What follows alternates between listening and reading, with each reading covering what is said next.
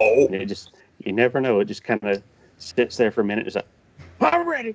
yeah, seriously. It's the computer has a moment where it just pauses, and then instantly goes to Brent Musburger. You are looking live. just Well, totally turns, hello. just totally turns into Grandma Musburger. I was, I was getting ready to break into my lady. It's Man, still one of the single greatest things that has ever happened anywhere. I'm gonna tell the I, story. I don't know if we've told the people the story or not. I'm gonna tell y'all the story because we talk about it all the time, and it still cracks me up. The man and I went out to one of the many Braves games we've been to, and oh we're hanging yes. out. And it's Hank Aaron night, which they do in Atlanta a lot because Hank's a Hmm. big deal. So it's Hank Oh, Aaron night. this was kickoff of the season of like the anniversary of 715. Oh yeah, I knew it was some huge deal. It So was, yeah, but still had no idea how big this Anchor Night was going to be. Just didn't know what was playing. they went buck wild all out, including Mhm. having one Mister Kenny Rogers show up to sing the national anthem. But before he Yeah. sang the national anthem, Kenny steps to the microphone, and it's Kenny Rogers. So we're all just sitting there listening in our hushed, revered silence. And he's like, Mhm. I want to perform a song I'd like to dedicate to Mr. Hank Aaron. At which point, the man leans over to me and goes, Lady. And I fell in the floor, and I missed the rest of pretty much. I think I recovered from the fourth inning. I was just absolutely dying because it was so, God, it's hilarious anyway. But the timing on it was what was so good. It was great, man. That's one of the funniest things that's ever happened to me, man. It was one of those summers where uh, Kenny had a baseball song out, He but did. and they so he does his baseball song, He had a baseball song, and I'm laughing because it's completely true. That's exactly the story.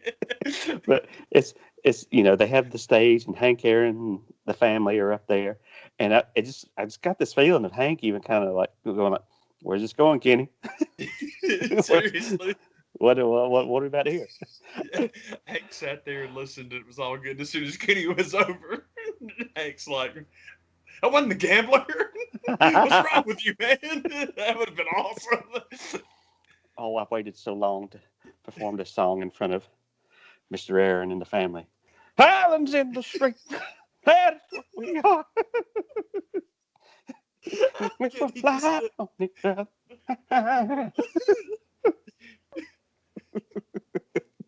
So I just had that feeling like, what are we doing? What are we doing? so because it's Hank Aaron, is there any way? This is awful. Because it's Hank Aaron, is there any way we could change the lyrics to "And we rely on each other, home run"? That's bad even for me, man. And I make some really bad jokes, but I might change the lyric to "home run."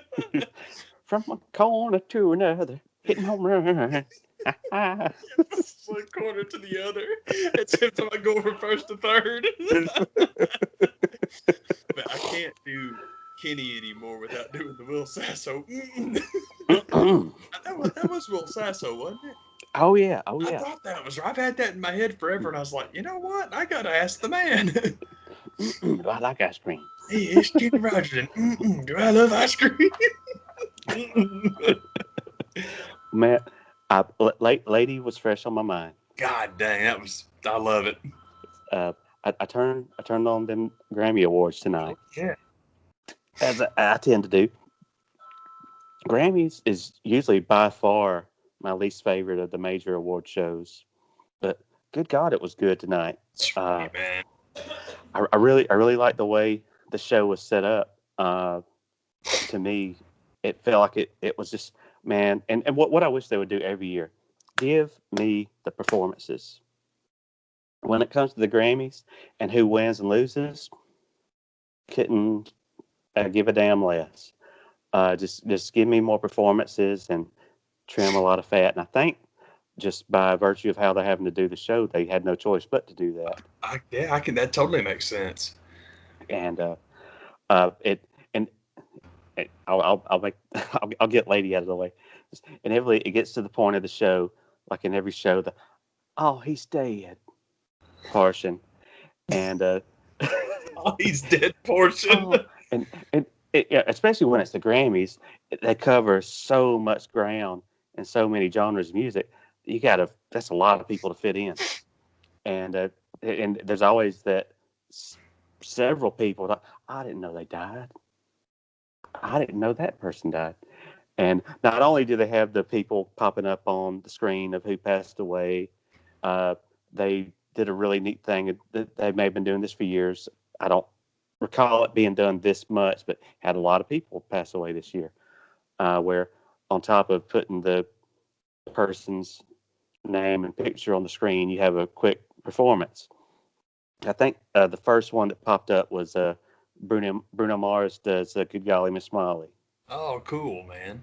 and the one that got me where I was going was Brandy Carlisle came out and did John Prine's "I Remember Everything," and right before the end, and I didn't know that these guys were buds like this, but Lionel Richie comes out and does "Lady." Yeah. And he does, just a quick, not the whole song, just a quick verse of it. And, just right at the end, he's just like, man, I miss you. And that was it. And it all builds up to, and there was a quick little, you couldn't have anybody do the Eddie Van Halen solo. So they just had a spotlight on the guitar and a video of him, just shredding. Being Eddie. Yeah, doing his shred thing.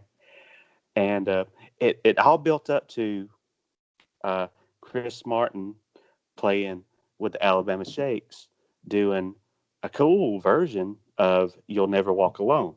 Yeah. I was like, man, this is really of all the songs to kind of build up to, man, awesome. Until and why they would put this commercial right after they just did it, I don't understand why. Literally, they go to commercial, 2 or 3 commercials play, and it's a fucking Johnny Walker commercial. Yeah, it makes total sense. That's fantastic. So what the hell? I mean, I just was sitting here tripping on the song, and I was, oh, it's a Johnny Walker ad. It's kind of took me out of it. I'm sorry, I can't help it. Yeah, I can dig it. Seriously. And the tagline in, "Keep walking, Johnny Walker Blue." Yeah. And I love Chris Martin. Love the Alabama Shakes. I'm like, awesome. That's two great tastes. It tastes great together. Doing a song that's good on top of it, and it's a Johnny Walker ad. Yeah, people doing hacky stuff to sell merchandise sucks. What did I see the other day, man? This was something. This is really stupid. I guess it just means I watch too much TV. But I have this thing where I really enjoy when I start to recognize actors in commercials that I don't know that I don't know from other things, and it's nice that people that I've you seen don't from know, other commercials sometimes. Dude, seriously, and it's like it's nice that you can still see somebody get enough commercial work that you see them repeat stuff. There's this I can't believe I forgot what the ad was, man.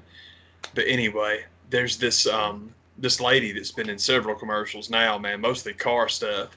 But whatever the ad is she's in, it seems like it's progressive, and she's hanging out with the dude, whatever his name is. But she finally got a line, and I'm like, oh, that's all, because that's a huge pay bump.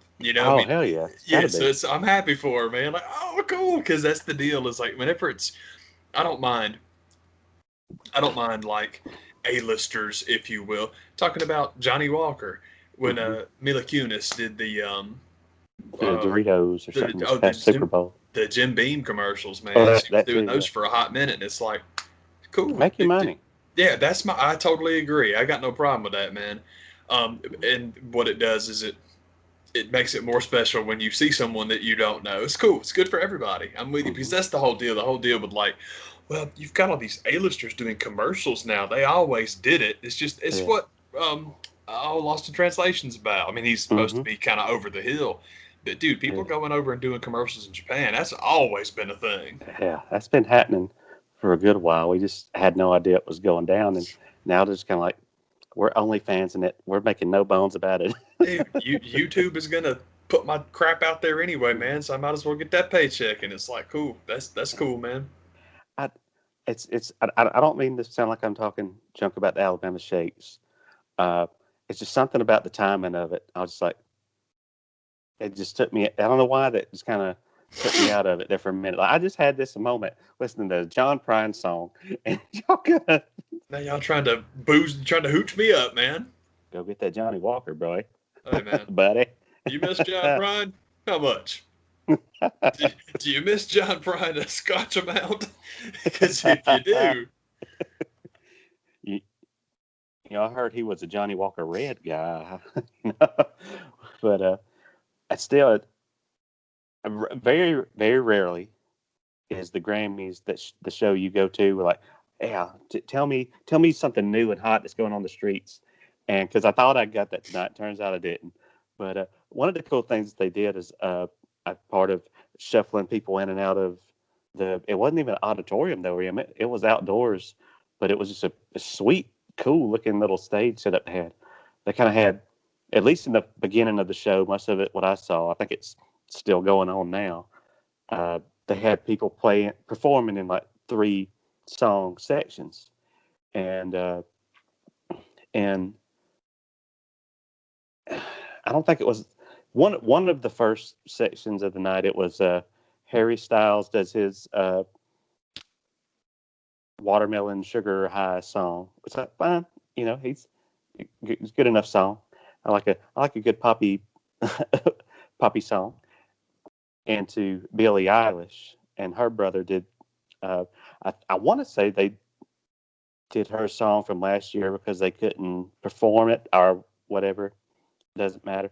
But it was the band Haim played, and I'm sitting here listening to this group of 3 girls playing this song. It's called "The Steps," and just digging the crap out of it.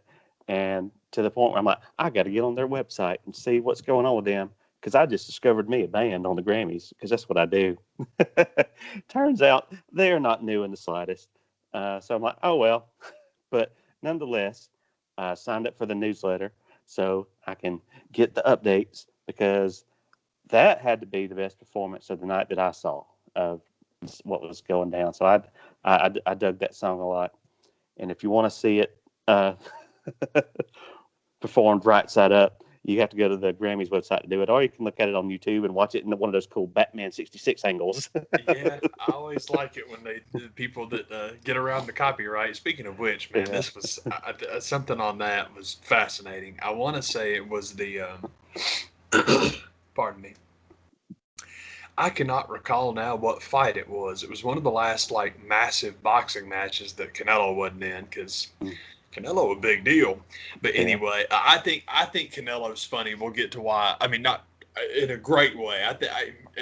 In my all-consuming hatred for ESPN, I love Canelo Alvarez. I'll get to that in a second. But I don't think it was his fight. I'm just not sure who it was. But it was this dude doing a watch along. So he's sitting there doing his YouTube video, watching the fight and reacting to the fight. And obviously, you can't watch it with him. It's a pay-per-view. But, everybody does that. It's fun. Every now and again, I'll do that with the rest of the pay-per-views. I'll watch the guys, usually Wrestle Talk, but whoever's doing it's kind of fun. Anyway, dude is sitting there about this close to the screen, watching the fight and commentating on the fight, right? Mm-hmm. Wearing his glasses. And the fight is reflecting into them the whole time, and he knew exactly what he was doing. It's like he knew exactly what he was doing. So if you were cool with watching it in like kind of tiny and backwards, you got to see the fight for free. And it's like it wasn't a mistake. He knew exactly what he was doing. I'm like, now that's slick, man. That's very cool. Cool. Yeah. That's that cool thinking. Yeah, I thought so too. I'm like, well, that's just sharp, man. It's like, no, guys, it's not a watch along. I just commentate on it. Wink. Yeah.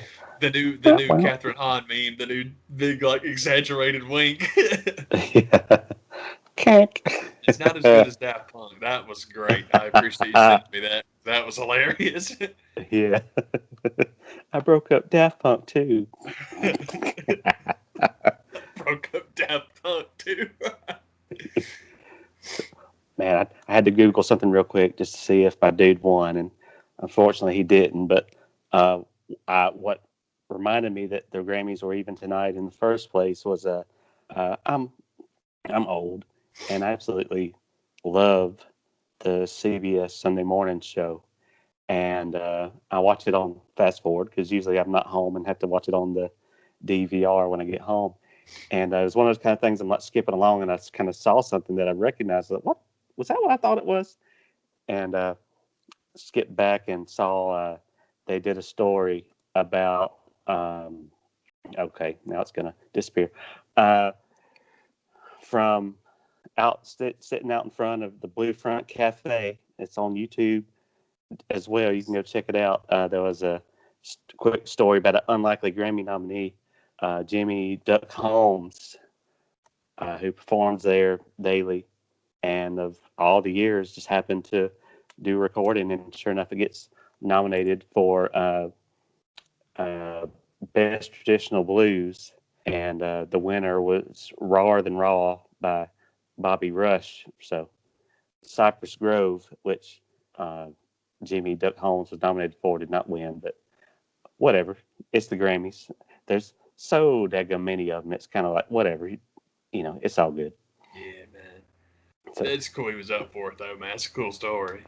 yeah, man. I thought it was hella tight. So, filed it away and was, hey, got a show to watch tonight. Pardon me for 2 seconds. I got to step over here for a minute. I'll be right back. Sorry, man. Vamp! Oh, man. Oh, sorry about that. Man, I'm hoping I can stop all that sniffing now. Sorry about that. Mask code. So, but that was my thing. And that's I went to YouTube and thinking, oh man, that's cool. I'm gonna, because I had to watch the Haim girls perform again. And there's a 38-second version of it that you can watch, standard. And at the end of it, it says, hey, you cheap bastard, why don't you watch this over at Grammys.com? Hey, if you want to see, if you're interested in a song as opposed to the snippet, how about you either fork over some money or go to our website? Yeah, that's all you get for free, buddy. It's just fine enough, fair enough. I'll just watch it upside down on somebody else's. Yeah, I've got no problem with all the. I guess it's from all the like. I don't want to say tape trading. I was never a tape trader. That's not how it worked, and that's a different level of respect. If you actually went to the mailbox, put stuff in, sent stuff, that's cool. I never did that. But what that was too far before. I wasn't making money at that point in time, or I would have been one of them. That's exactly what happened to me too. And it's like what wound up happening was once eBay became a thing and people would take the tapes they had traded and dub copies, that's what I would do. So I had my old VHS stuff and I would watch it and it would just make your eyes bleed. I don't care. I didn't care, man. It's like, it's the reason anything I get from High Spot. Some people complain about the quality on High Spot. That stuff's great to me, man. At the time, it was all I knew. I didn't know there was anything better. That stuff looks good. It was great to me. Yeah, it was cool, man. I've got no problem with it, man. Particularly if I got a match with guys that weren't just shapes. If I'm watching like old All Japan stuff, and I can actually see the one guy wearing green and the one guy wearing black and yellow. Hey, man, if I can tell which one is Masawa and which one is Kawada, I'm like, sweet, we're good. Hey, that's funny. Like, just talking about the Grammys and shows like that, it kind of surprised me. Like, I mean, people still actually release physical copies of music. It's the same kind of deal where not too long ago I went back and actually saw an old standard definition, not high definition TV, and it's one of the kind of like, how did anybody watch this? It's interesting actually, man, because we were talking about. Sorry, between Amazon and Google Play and not talking about like subscription services, but between those two especially, there really apparently isn't any movie you can't rent. If you got $3, you can watch any movie you want to. Cool. And so one of the ones that I wanted to see, I was talking about, I think a couple of shows ago, man, the certified copy. Cool, yeah. And my little points on Google Play, I had like, I don't know, $3 and change or something like that. And so it's all like, hey, from $2.99. I'm like, sweet, I can watch this. So I pull it up, and it's like, hey, $3.99. I'm like, wait a minute, what happened to $2.99? $3.99 is the HD. And I'm like, well, I Okay. don't have $3.99, so I'm gonna watch standard. I didn't notice the difference. I really didn't. It's that Yeah. thing that you and I talk about where, and I still kick myself sometimes over my Criterions because I really should have done DVDs instead of Blu-rays, because if I had, you can get bonus stuff, but at the same time, if I'm trying to collect all of them, the bonus stuff matters. Mhm. I really I need to streamline. I need to be more selective and careful about what I pick. And it's like, well, okay, then that'll keep you on the path. So it's I all was I just bought in and was certain that, man, they're just gonna do what they've done before plus, and they're doing even less. So it's like, okay, fine, screw you guys. that's what I thought too. It was really, I don't know why. I was very naive about like, well, okay, if it came out on DVD, they'll release a Blu-ray of it, and it's like, man, the distribution on that stuff changes all the time. It's hmm not forever, and I'm like, I definitely should have thought of that. But I mean, it's all Yeah. good, man. The only Yeah. thing I'm really missing is Alphaville, and I think, like I said, with Godard, man, they're so close to having all of it that eventually they'll do one of those big box sets, which I think the box sets are Blu-ray only. I don't think they do DVDs on those. So I'm like, okay, then. And that's a topic that came up. It's come up amongst friends of mine.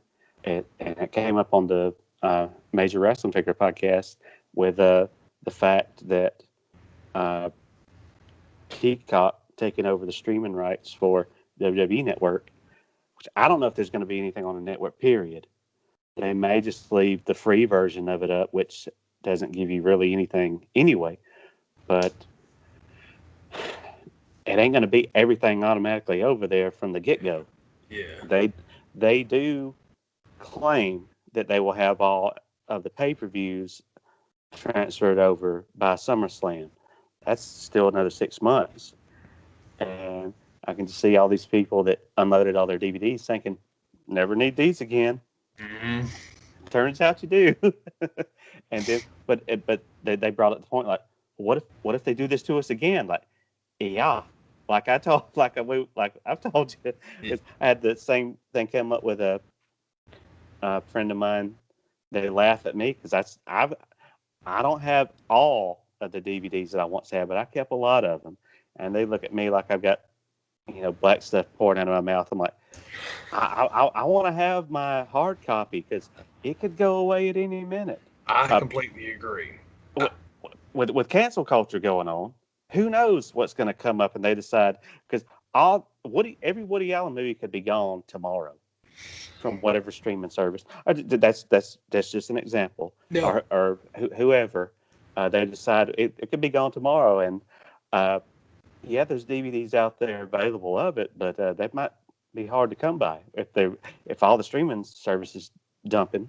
yeah, I've had that conversation with my buds before too, because I am very much still a physical media person. Not for everything, but Mhm. for stuff that I really like, I want a physical copy of it. And I think there's, sorry, I think there are distinctions to be made for, Mhm. like we're talking about, people that just ditched all their physical stuff. And I get it. If it's not your Mhm. thing, I understand.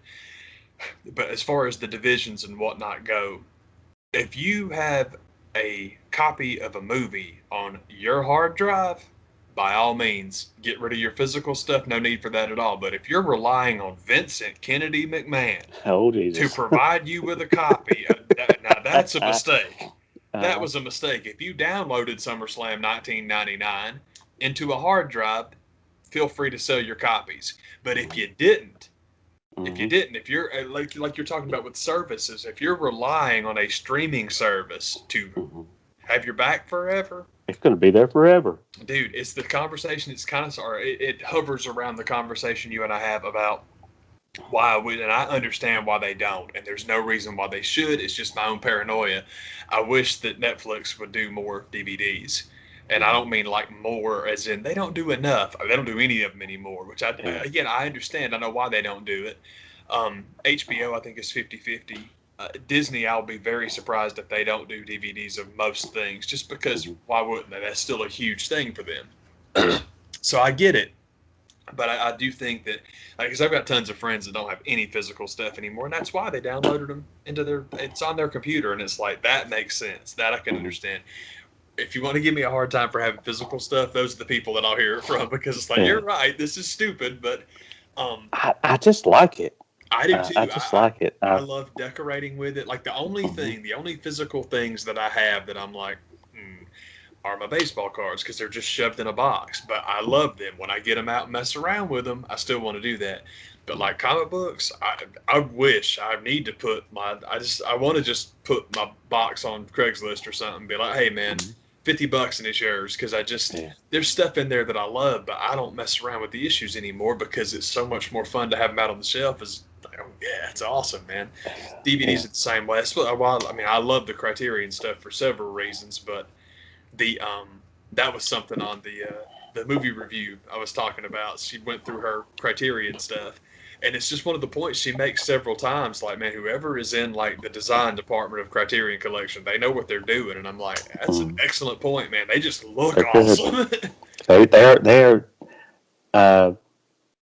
truly artists, even when it's down to the box. Yeah, you know? it's fantastic. Like, man, this is and just with her talking about it, I was like, yeah, man. Like, whenever you go into Barnes and Noble, or whether it's the sale or not, but whenever you get to that section, man, you know when you're in that section, because it just looks sweet, man. There's so much cool looking stuff over there. Yeah. I'm getting amped, man. I got my I think I'd mentioned on here before. I know I've complained to you about it, but I had excuse me, the Blu-rays of the Wong Kar-wai stuff, Chungking Express and In the Mood for Love. And I had sold Chungking Express, but the guy never paid for it. Turns out that was a good thing, because I'm like, man, why didn't you put those together? Sell those together. So when I relisted it, I changed the pictures, sold them together, and that one got paid for, and it should have gotten delivered, I don't know, hopefully tomorrow. Hopefully it'll be there tomorrow.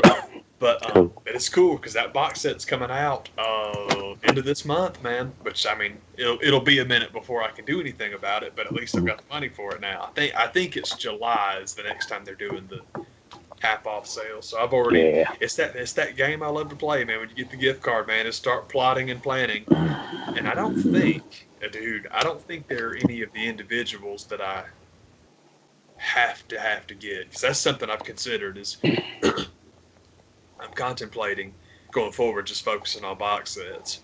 That might be a good way to do it. It'll limit me, and I can, because they're still expensive as There's still plenty of those to do. Oh, no kidding, man.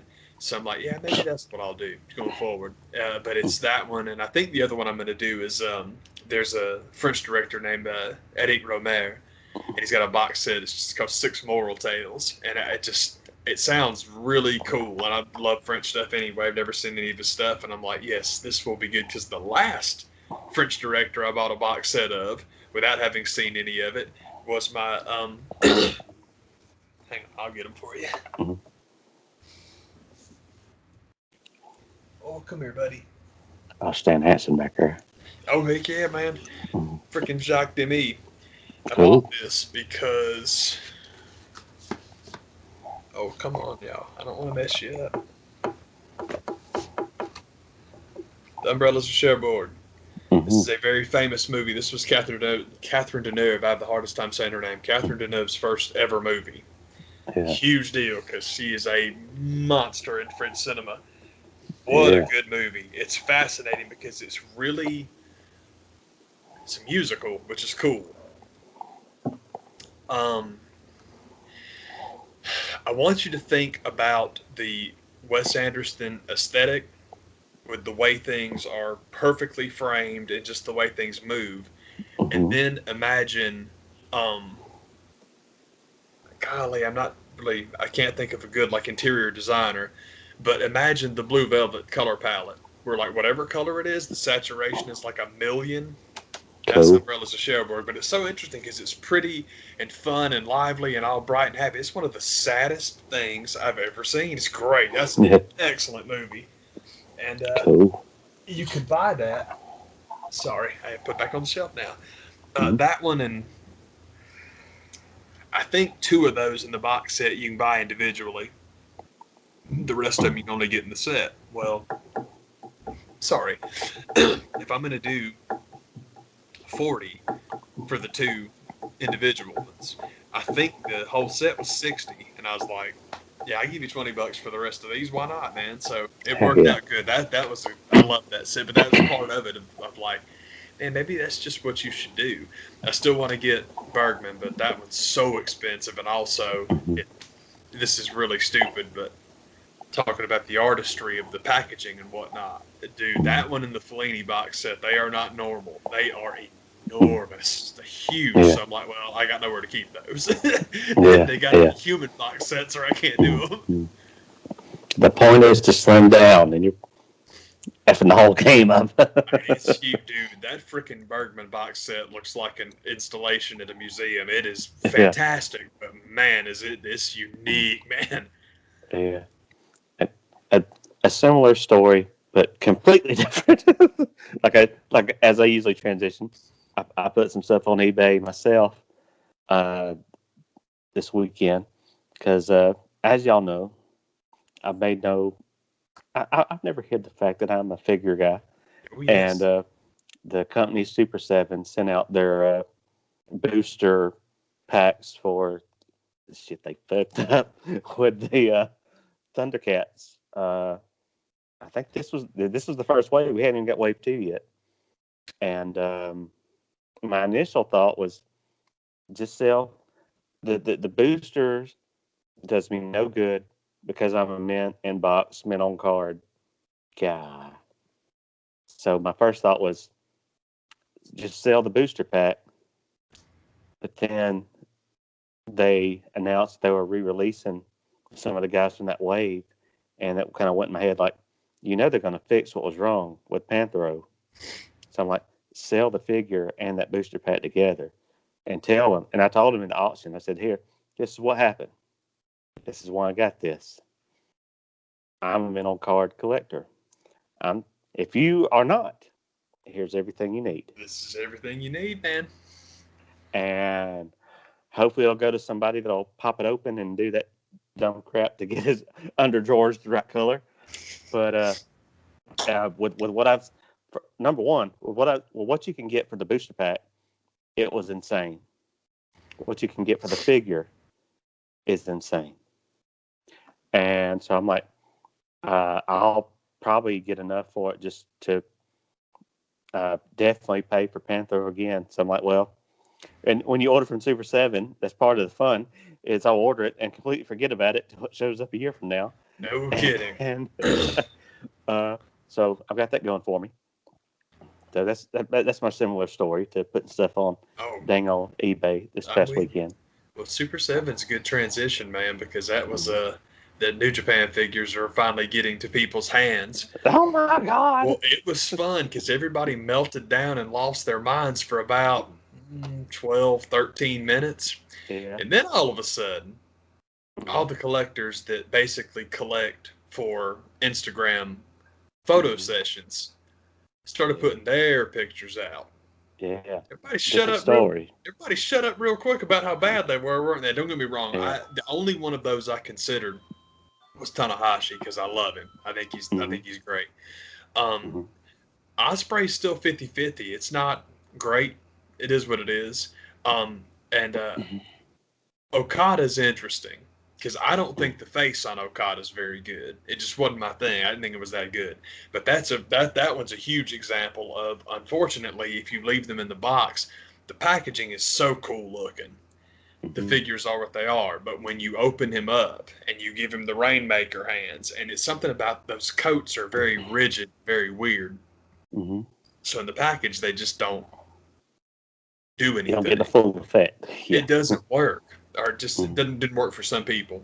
Mm-hmm. But Okada, when you open him up and get him all decked out, he looks awesome. So, anyway, Tanahashi was the only one I considered, and really the only reason I was able to say no. Excuse me, and I get it.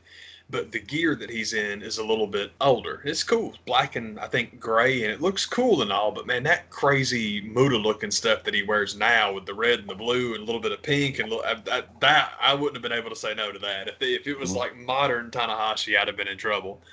Yeah. Fortunately, that worked out, and it's all because I gotta stop doing wrestling figures, man. I mean, I've got the same problem. I was going. That's just part of the rest of the stuff I put on eBay this week. Was like, it doesn't seem like a lot in my head.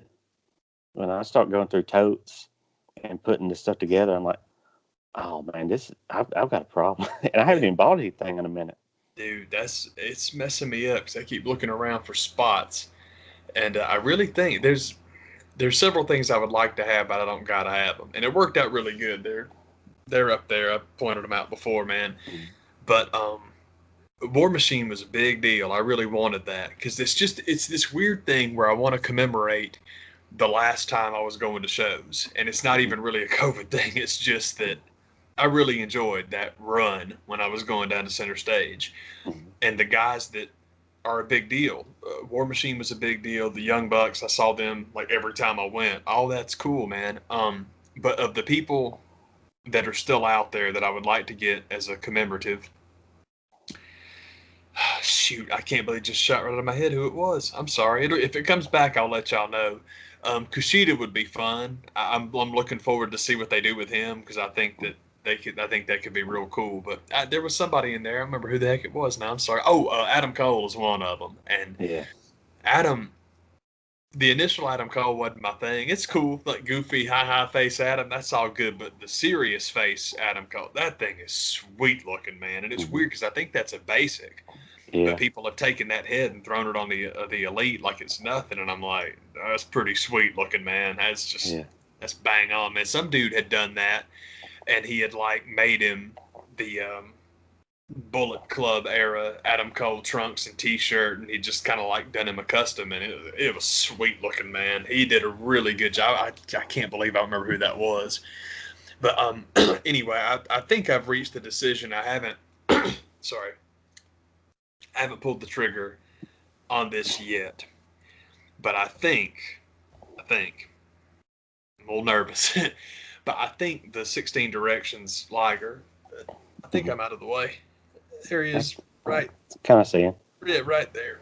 You should done that like that. There he is. That is my favorite Liger figure. That thing is awesome. And 16 Directions. 16 Directions for me is kind of like Jack Specific. It's either I love them or that's not the one. 16 Directions is a lot like that, and I'm here to tell you, man, you know of my obsession with the micro brawler of the cleaner era, Kenny Omega. That one and 16 Directions, those are the only two Kenny Omega figures I've ever seen that are worth a crap. And you can eBay Kenny. He's not cheap, but he's not horrible right now either. So that's probably I'm trying to figure out if that will be the Omega to my wrestling figure collection. It seems like there was somebody else like real cool. Part of me still wants to put the Riot Squad together because I just like all of them so much. And the man hooked me up with Ruby, so the hardest part's done. So it's just like I keep thinking I might want to do that. They're so out there. They're so gettable, but man, it's like every time I go to do it, I'm like, nah, man, there's other stuff I need to have. Dang it. Yeah, I can dig it, man. Well, my other guy that's killing. I interrupted you. I'm sorry, man. No, I was talking about the Super 7 New Japan guys that came out. I just couldn't believe the fit that people threw about unpainted, taped hands that weren't even supposed to be there in the first place. Yeah, it was. That was definitely one of those things where it's a strange thing in wrestling, man. People literally just lie in wait to absolutely bitch about anything, and it's like, all right, man, if you say so, that's cool, brother. But one of the things about the Super 7 stuff was they did announce that for Series 3, they're going to do a Jay White. And Jay White would be a fun one to get from like the center stage throwback days, because I actually saw him. He was at a couple of the shows we went to, and it's like, in my opinion, it was me and the people I went with. and a couple of folks we just got in a conversation with. I believe it was 7 of us collectively. The 7 of us never once had any doubt whatsoever that Jay White was going to turn into what Jay White is. It's another one of those reasons that I love. Like, well, Kenny Omega should have stayed in New Japan. He would have had a better legacy if he stayed in New Japan. No, he wouldn't. Because clearly, if you think that, you were just waiting to give him crap for something. But I'm glad that Kenny left. Because if Kenny hadn't left, Jay White wouldn't have got that spot. This worked out better for everybody because Jay's good, man. I think that guy's awesome. Anyway, they were saying Super 7 has announced that in Series 3, Jay White's going to be in there. And most of the comments were like, oh, man, I can't wait till 2037 when it shows up at my house. It's messed up, but it is funny because they do take their time. It's true. It's true. Yeah, one of the cool things, though, is Brian Flynn, one of the wheels over there at Super 7 has not only did he recently sit down with the major wrestling figure guys, he sit down with Pixel Dan, he sit down, and he's always just come off to me as super cool, straightforward, and when they mess stuff up, he's like, we messed up, sorry. Yeah, man. And the last time he sat down with Pixel Dan, it was him explaining you just don't realize how much money goes into a Thunder tank or a vehicle of any description. And he was just explaining the price point on the order that they're doing for that, and just laid everything out. It's like, here's why it costs this. Yeah, you can get in, you cannot. I mean, it's up to you. And so he just always come off as super cool to me. I dig that dude a lot. Yeah, I have a hard time with, I mean, as cool a thing as like Kickstarter, GoFundMe, and stuff like that is, the fact that you literally now have access to toy companies that will customize exactly what it is you've been waiting on. And you're going to cry about the price point? I have a hard time with that, man, just because the fact that this can even be a thing is really cool. And so I was talking about 16 Directions earlier, and my other one, and boy, this is the holy grail. Like, the holy grail for me for wrestling figures is, I think it's Hayao is how you say it. The ones that the 16 Directions are based off of, but the original company. The Hayao Misawa. If I can get Hayao Misawa, and then they did one of Kojima that actually came with the All Japan Triple Crown, dude, you give me Misawa with those belts. I cannot. Obviously, there's an amount I can't pay for it, but as far as being upset, I can't overpay for that. I would love that. That would, oh God, that would be so awesome. And the only holdup, because I'm an idiot, the only holdup is that with the way the figures are positioned, I think Kobashi would look cooler with them. However, the thing about Kobashi is they did Noah Kobashi with the black, with like the purple lightning bolts, and then they did All Japan Kobashi in all orange, and Noah just looks cooler. But Noah Kobashi with the triple crown, it's a no-no. So I'm like, yes, Masawa's back in. I was very happy. Gave me an excuse to buy Masawa. Yeah. Which, don't get me wrong, I shouldn't say an excuse to buy Masawa. I have yet, to have the opportunity to even attempt to purchase Masawa. I have never seen one of those for sale. I've seen the one in the red pants, the Christmas one. I have never seen the original green Hayao Misawa, and it's probably a good thing, because I'm afraid that if I came across it and saw what it was going for, I would just be like, oh God. Right now. Yeah, dude, it's not meant to be, Misawa. What's going on here? What am I doing? I can't stop myself. Because pretty much what ended up happening with me when it comes to the Super 7 Thundercat stuff, if nobody ever told me that wasn't the right Trunks on Panthro, I never would have known. I can dig it. Never would have even realized it. And, and Josh has had to listen to my bitch and moan about, like, these figures cost this amount of money, so they need to be right. And so I've done my share of that. But for a company to make it right the way they've done, I'm like, Man, it sounds like good folks to me. Yeah, it's class, man. And Um, when I got my booster pack, that's one of the reasons I opened it, because uh, truth be told, I didn't. The you don't have to buy every figure in the wave to get them, and I didn't. I bought Lino and Panther because that's the ones I wanted. I think the wave had Mumra and Jackal Man extra in it. The booster pack came with there was some unpainted weapons for Jackal Man that came in the booster pack, and I opened it because I thought, well, I didn't buy Jackal Man. Maybe they're just going to send me the Panther parts. They send you everything, whether you ordered it or not. pretty cool, man. And so I was like, well, that's even more reason for me to sell this to somebody that might need it. Yeah, I can dig it. That's cool, man. So that's what I'm doing. I can totally dig it, man.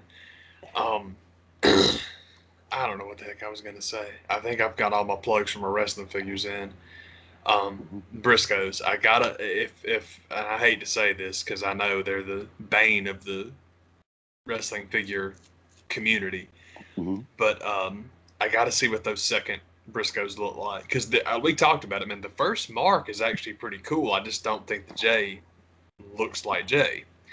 So I gotta wait and see what those look like. But as we know with that company, if they ain't right, they're easy to skip. It's Mm-hmm. real easy to not buy Yeah. them. Anyway, Speaking of companies that take a minute to get stuff out, Figures Toy Company, I'll take Super 7 any day. yeah, it takes forever, and then I mean, so often I hate to say it that way, but it's true. So often they're disappointing because that was my thing. Like my perfect idea for Figures Toy Company, even down for the era, was I wanted to buy the pack of belts. I wanted to buy the Ring of Honor titles because those were cool, and you get them and get your markers and knock them out. That'd be great. But the plan was, and honestly, I considered doing that to get the tag belts to give to War Machine, but I didn't. So I'm actually glad I didn't. But the plan was to get that Jay Lethal, man. Give him the TV title, give him the world title. Like I said, even with like Cornrow Jay, it's like that's the era. That's exactly what that figure was based on. You can have the belts. That would be sick to have that just stood up, both titles, Jay kicking ass. But it just looks so bad. I love the idea, but it's like there's no point in doing that because it's just not a good figure, man. I hope the new one of him is real good too because God knows he deserves it. But speaking of which, I will remind me to discuss Rich Swann and Moose here in a second because there was something that you can go ahead with it. I apologize for veering off of figure talk.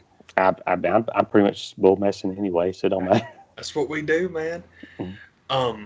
I'm very happy that Rich Swann won that match last night because, I mean, Moose Kenny Omega would be awesome. Rich Swann Kenny Omega, I'm going to investigate and see what that pay-per-view cost. I'm not paying over the odds for it because I never do, but I am going to look and see what it costs because that was the reason I skipped the last AEW one because I know I don't care about this, but if Kenny Omega and Rich Swann are wrestling, I might want to see that. Hold on to your money. You might want to do this. Pardon me. There was a spot in that match last night, man, where Moose, who is not a little guy, goes up to do a moonsault. He does like a bouncy moonsault. So he goes over to the corner. He's running to the corner to bounce up and do his thing. Rich Swann gets off the mat and literally does the handspring into the ropes for like basically it's the lethal injection is what it is, where you do like the, handspring backwards and then grab him and cut him. And he caught him. Literally, dude comes off, does the moonsault, and he's over here and catches it. It looked awesome. It was so cool. I can't believe they were able to do that. They had another spot in that match where they're on the top in the corner, and Moose literally gives him a moonsault power slam. He literally has him up like this on the top rope and then just does a moonsault and lands on him. I mean, I thought they were going to die. I couldn't believe it. It was really, really impressive, man. But beyond that, I absolutely love Finjuice beating the Good Brothers for the tag titles. Makes all the sense in the world, especially if you're going to have the Good Brothers with Moxley and Kingston. That can't be for no title, man, because Moxley and Kingston, I think, have to go over, so you got to move the belts over here. And what a sign of good